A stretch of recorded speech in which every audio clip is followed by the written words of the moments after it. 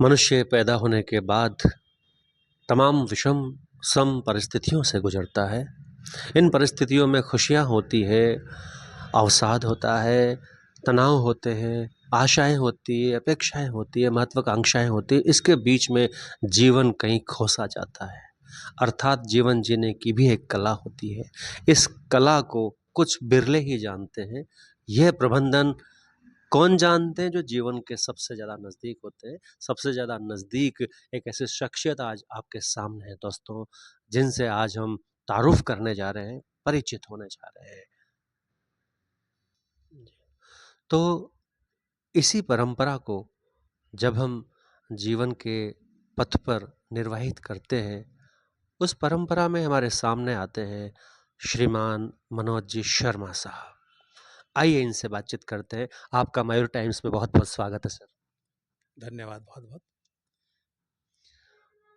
आज इस चर्चा को प्रारंभ करने से पहले मैं हालाँकि परिचित होने के किसी भी स्तर पर ये मोहताज नहीं है, इनका परिचय वास्तव में व्यापक है।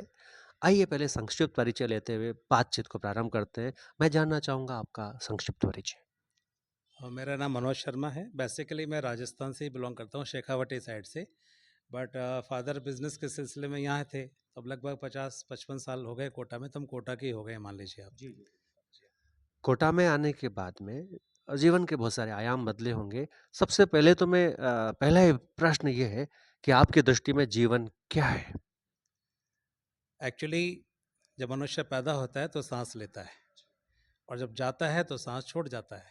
ये जो बीच का सारा गेम है, यही जीवन है। यही जीवन, निश्चित रूप से। और जीवन जीने की कला कैसे विकसित होती है? देखिए, हर व्यक्ति को सब पता है जीवन में क्या हम कर रहे हैं। सजगता ज़रूरी है। आप भी कुछ तो कर रहे होंगे, भैया भी कुछ कर रहे होंगे, मैं भी कुछ तो कर रहा हूँ, बट लाइफ में थोड़ा-सा सजगता आ जाए और अवेयरनेस जिस दिन आ गई, वही जीवन जीने की कला है मेरे हिसाब से तो। तो मेरी निगाह में 2 चीज़ें अगर लाइफ में हैं सबके पास, तो शायद हमें किसी जीवन जीने की कला की ज़रूरत नहीं है। इसमें मैं हमेशा अक्सर बोलता हूँ, एक तो सजगता और दूसरा कमिटमेंट। हम लाइफ में कितने कमिटेड हैं, कितने प्रतिबद्ध हैं किसी चीज़ को लेकर और कितने हम समर्पित भी हैं और साथ में सजग भी हैं। तो सजगता